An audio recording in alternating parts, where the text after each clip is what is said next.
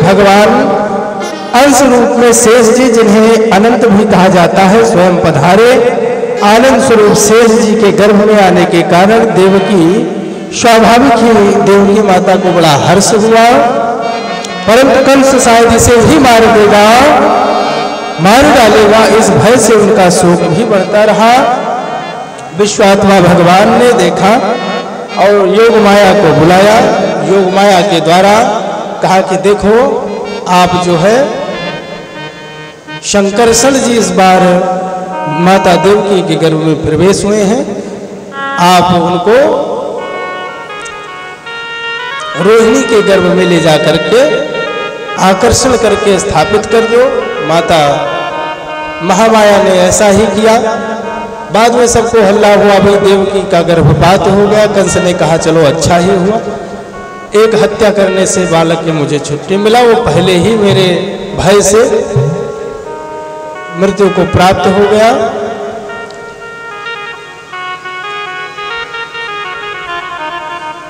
योग माया को आदेश किया कि अब मैं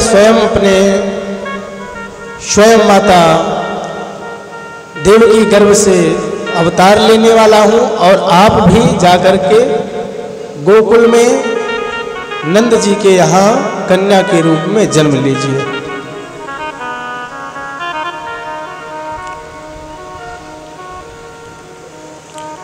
भगवान इस बार स्वयं साक्षात माता देवकी के गर्भ में अंश रूप से प्रतिष्ठित हुए। देवताओं ने भी उस दौरान का बंदी गृह में ही जब भगवान देवकी के गर्भ में प्रविष्ट हुए तो माता देवकी का जो स्वरूप था वह पूर्ण चंद्रमा के समान निखर आया और प्रकृति में दिव्य दिव्य घटनाएं घटने लगी और नदियों का जल स्वच्छ करवल करता हुआ, तरंग लेता हुआ और जो है बहने लगा। झरने जो सूख गए थे वह कलकल की जो है धारा निनाद करते हुए बहने लगे। वृक्षों में बसंत सी हरियाली आदि आ गई। मतलब यहां तक लिख रहे हैं, सुखदेव जी कह रहे हैं कि कालः परम शोभना, सबसे डरावने और सबसे कुरूप होते हैं काल के देवता मृत्यु, स्वयं काल भगवान। तो कहते हैं भगवान के जन्म का जब समय आया तो कालः परम शोभना, काल भगवान भी सुंदर लगने लगे।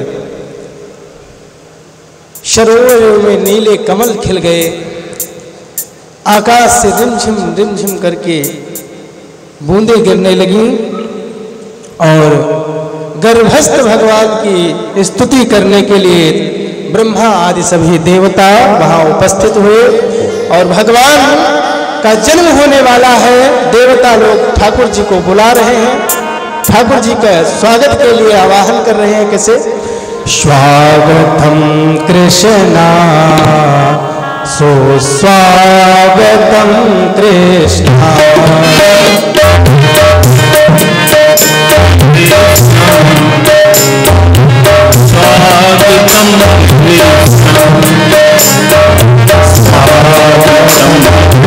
कृष्णा, स्वागतम